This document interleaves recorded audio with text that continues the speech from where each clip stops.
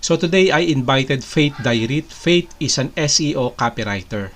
So she's a freelance SEO copywriter. So I invited her to discuss about content marketing strategy. At ano yung kahalagahan ng isang content marketing strategy sa isang information product business. So these are blogging, writing articles, creating videos, and Facebook posts and that. So napakaganda ng topic ngayon.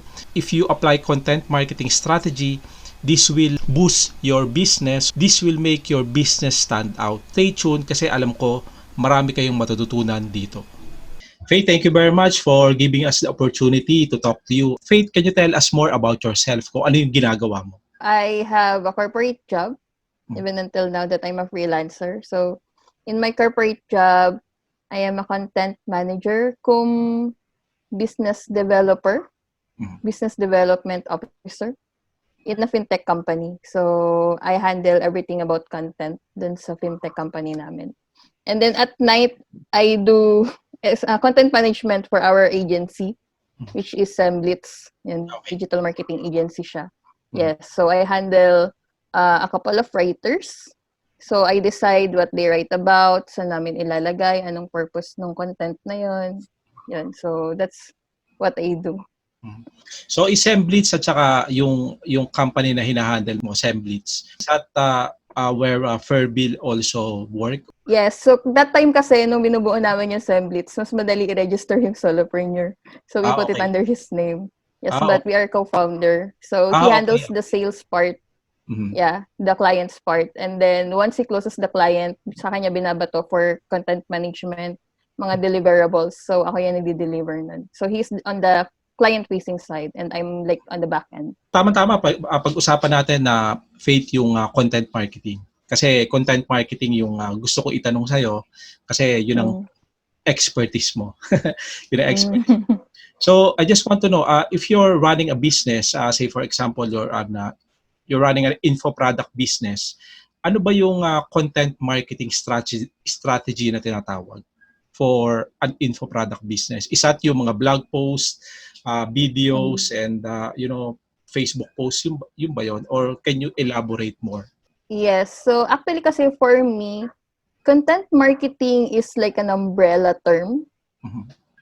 So sobrang lawak kasi niya. It could include YouTube, social media, kung yung pinopost sa social media, that is also content. Kung yung pinapanood mo sa YouTube webinars, that is also content. So, content doesn't only written content. Kasi usually, yun yung iniisip ng mga business owners eh. Pag sinabing content, blogs, di ba? Pero actually, sobrang daming types ng form ng content. So, it would depend on the purpose and your goals and kung nasaan yung target market mo. Since, di ba, pag info products, though we could say info products, it could be like an ebook, di ba, or courses. It would also depend kung nasan yung client mo and kung sino yung client mo. Doon depende yung strategy mo for content marketing.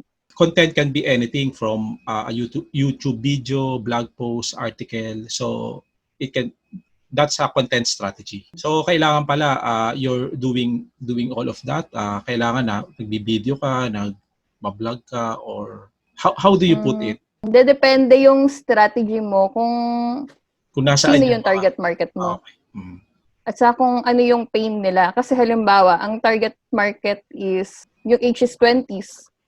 Yung mga millennials. Usually mga millennials sa Facebook sila, social media. So, dun magsa-start yung content mo kung nasan yung target market mo. Kung halimbawa naman is enthusiast yung gusto mong target market. So, we have one client na what he is selling is mga spare parts ng watches like Seiko, mga ganyan. So, mga high-end watches. What he could do is to make how-to videos in YouTube to teach people how to modify their watches.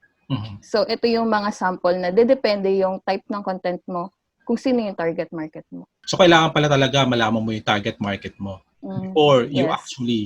before you actually create content. Yung content is, it won't stop na, halimbawa, nakagawa na ako ng video o nakasulat na ako ng blog post. Pinost ko, okay na yun. It won't stop there. That's just content, but it's not yet marketing. So, content marketing is once you publish it, you find a way for people to find it. Kasi as a content writer, nag-start ako as a content writer lang, di ba? It hurts when you write a content but nobody visits your content. Walang sense, di ba? So, andun siya, online siya, nandun sa blog. Pero walang taong bumabasa ng blog mo. Kundi ikaw lang, kasi gusto mo may reader. So, ikaw lang, visit mo lang, di ba? So, walang sense yon. So, you need to find a way for people to find your content. So, you distribute it in different ways. Like, you can post it in social media, you create into a video, tapos lagay mo yung link below the video. So, content marketing should be creation, publication, and distribution. Pero dapat consistent ka. Hindi siya one time, big time na sumulat ako mahabang blog post, tapos shinare ko sa social media. Okay na yon. So, it should be consistent din. There should be a consistency. Yung mga free ebook naglalabasan ngayon, sign up for a free ebook, ganon. So, isang form of content marketing din. Could be, oo. Pero the reason that they want to sign up is more on email list building. Yon. So, itong strategy na to, marketers offer free ebook so they could get yung email list nila. So, bibigyan ng potential customer yung email list nila, tapos makakuha sila ng ebook. So, para siyang win-win situation.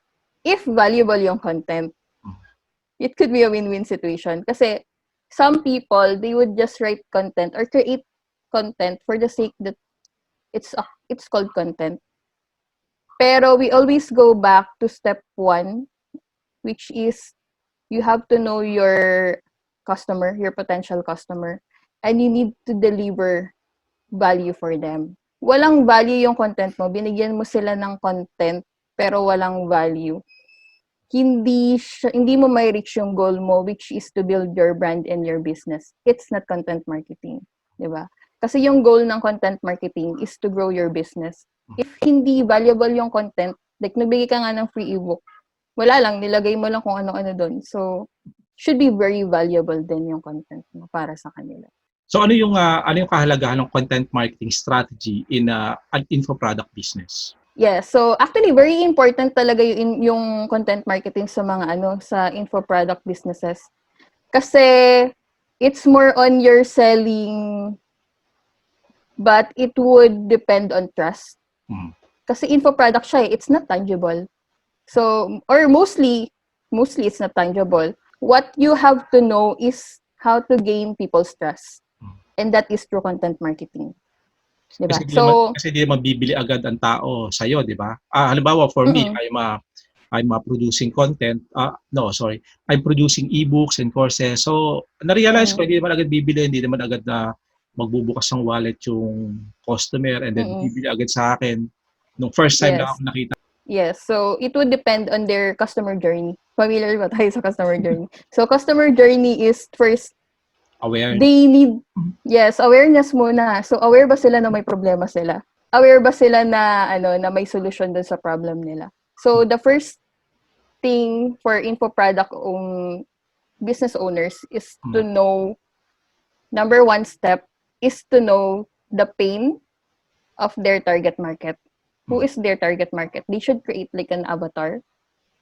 Yan. So, what I usually do is I give a name sa avatar na yun. So, for example... Nilalagyan mo talaga ng pangalan yung... nilalagyan ko. Oo. Yeah, so for example, like for us, we're not giving tangible products Sa agency namin, we're giving services, SEO services, di ba? So, hindi din siya tangible. So, the very first thing that I would do is to create an avatar. For example, construction business owner. So, I would give that avatar a name like Bob the Builder. Something funny para hindi naman masyadong boring yan. So, you should put Bob the Builder as a name and then mga anong age siya, magkano yung kinikita niya, saan siya located. You need to deeply know who are these target markets. Kung sino yung target audience mo. So, you have to include kung ano yung hobby nila, what does their day look like. So you will know all of these if you do your research very well. How do you research for them? So you go to their Quora, Reddit groups, ganyan. So talagang deep dive yung yung research mo talaga. Most people would think that content marketing is mostly about creating the content na agad. Pero actually, the step starts way before the content creation. It starts with the research of your target market. Kasi kung hindi mo kilala yung target market mo, hindi mo alam kung anong content yung gagawin mo, honestly. Diba? So, what you have to do is to find where they are spending their time. Are they spending their time on Facebook? In some, yung mga katulad ng Reddit, dun ba sila nagkukumpulan, nag-ask ng questions. So, you join that group. Ganon. So, you emerge into their world para makilala mo ano yung pain nila, aspirations, beliefs nila, yun. And then, another way to do your research is to check your competitors. Yeah. Sino yung target market ng competitors mo? Yan. And if these competitors are doing really great, then you should also check ano ba yung ginagawa nila, kung bakit successful sila. And then you find a better strategy to beat their strategy. Yan. So Parang the first step would... yun. So parang shortcut na isa mo, faith, no? Oo. Parang shortcut So yes. Pero it doesn't mean naman kasi na pag tinignan mo yung sa competitor mo, nandun na agad lahat ng sagot. That's why you should also have to do the longer way, which is, yun nga, you have to do research. It's very tedious. Actually, when I do research for target market, I usually spend a couple of days for that. Hindi siya minamadali. Kasi that is the key for very relatable content. Diba? So, if you do your research very well, hindi ka mauubusan ng content ideas. Dun ka babalik sa pain nila, sa aspirations nila, what makes them tick, what makes them happy. Pero looking at the at others other people's content, yung competitor mo, Faith, is like verifying di ba? You verify, yes. Okay, this is working. So bakit ko pa anuhin yung sarili ko, papahirapan pwede ko namang mas gawing mas better yung content ko, di ba? Yes. Yes. Oo.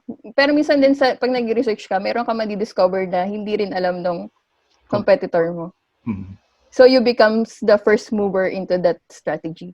For us sa agency namin, we have discovered various strategies na hindi ginagawa ng competitor namin. Yeah, so what happens is that since kami naging first mover sa fintech industry for that strategy, other competitors are not-copying our own strategy. Yun, that's why very important pa rin talaga yung research. Yun, your own research, and then you compare what you're doing with your competitors. Ganon. And then, for info product business owners, once they know their target market, then they could move on into planning what type of content they have to do. Yun. So, depende yun kung anong klase yung info product nila mismo. Kasi di ba maraming types ng info products? So, meron so, e-books, courses, webinars, workshops, something like that, di ba? Yes. So, depende na dun kung ano yung magiging type ng content mo. Kasi maraming types ng content, may social media posts, tapos depende pa mismo anong apps. Di ba meron pa nga content marketing sa TikTok Okay. Yun. So, yes, sobrang broad.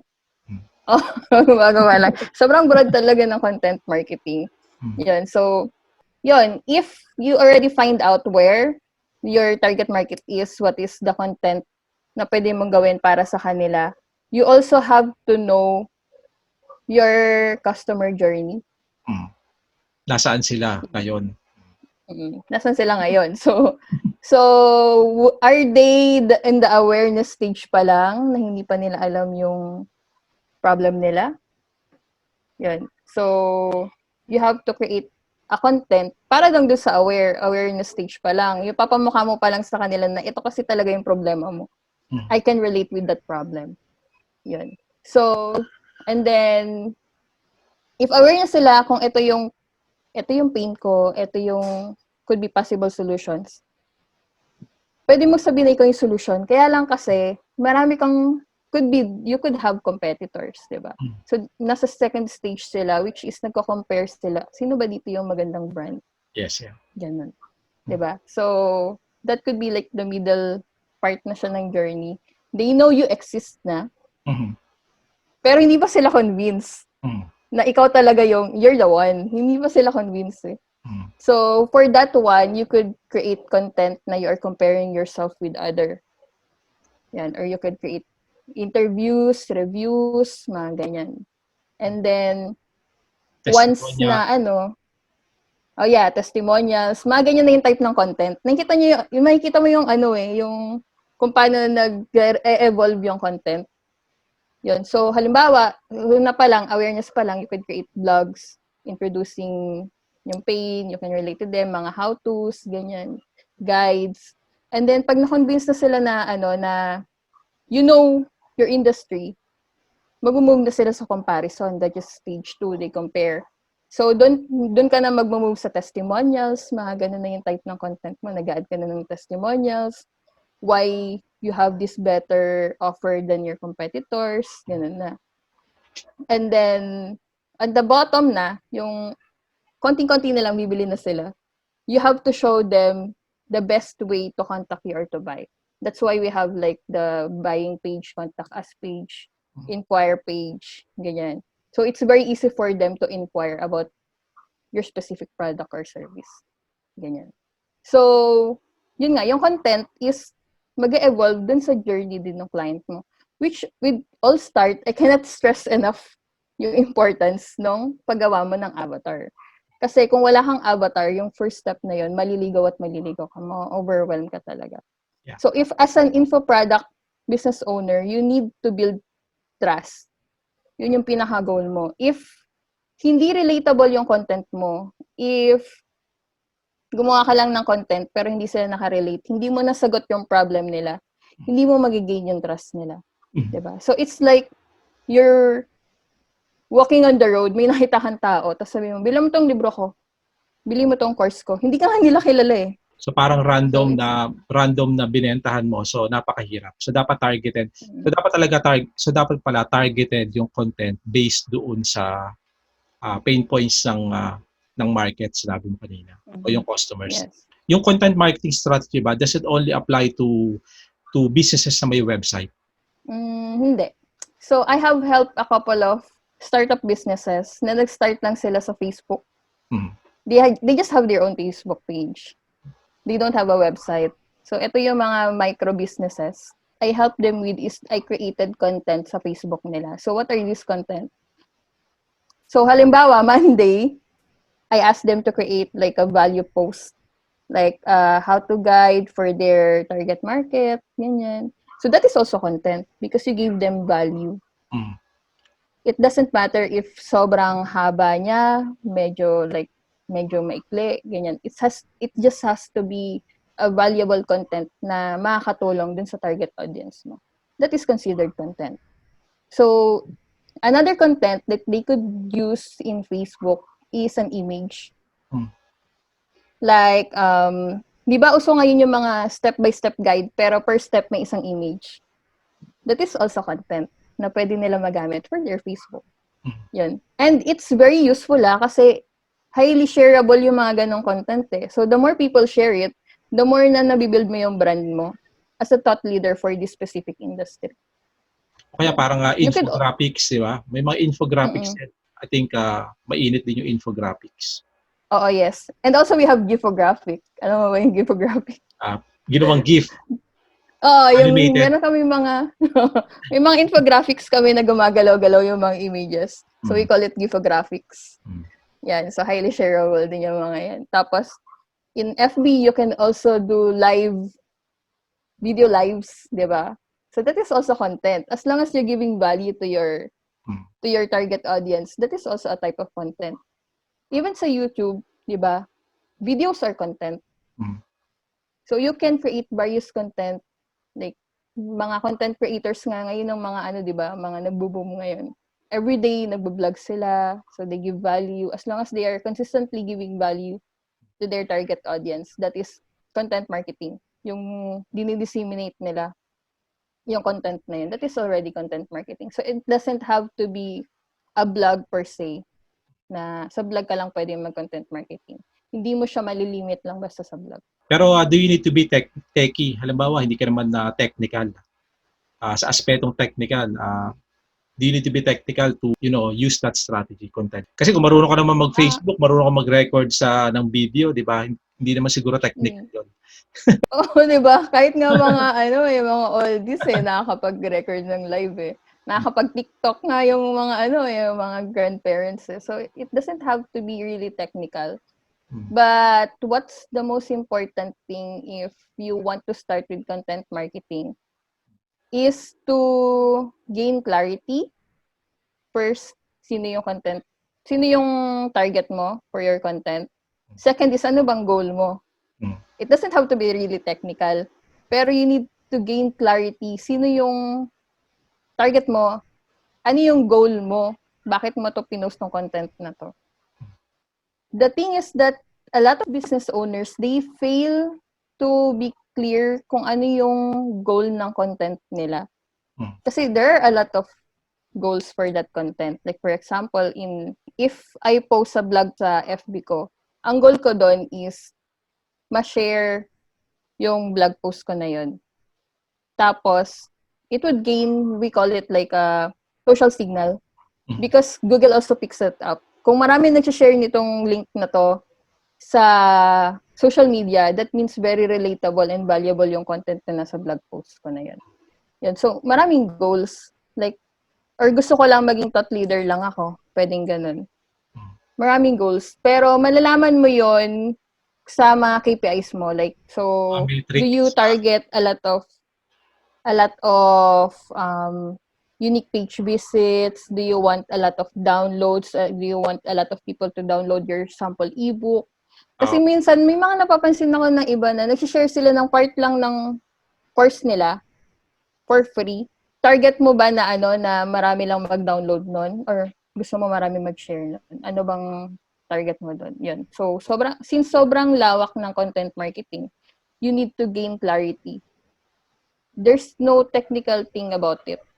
Kailangan lang talaga malaman mo saan ka ba tutungo from this point on. And then, you take action immediately. So, clarity in the sense, Faith, na kailangan alamin mo muna yung audience mo. So, that's the number one clarity that you need to clarify bago ka and then produce the content, 'di ba? For that specific for that specific audience. And take action talaga kasi info products, marami nang lumalabas na info products. If you have like a very big idea and then you keep holding it back kasi hindi mo sure kung anong content yung i-share mo, there could be somebody else who have that big idea na